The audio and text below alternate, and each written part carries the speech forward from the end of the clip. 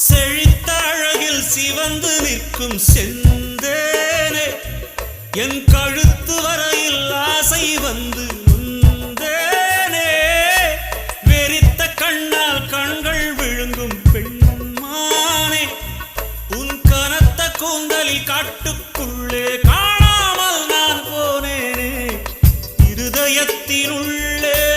ஓலை ஒன்று கோதிக்க எந்த மூடி போட்டு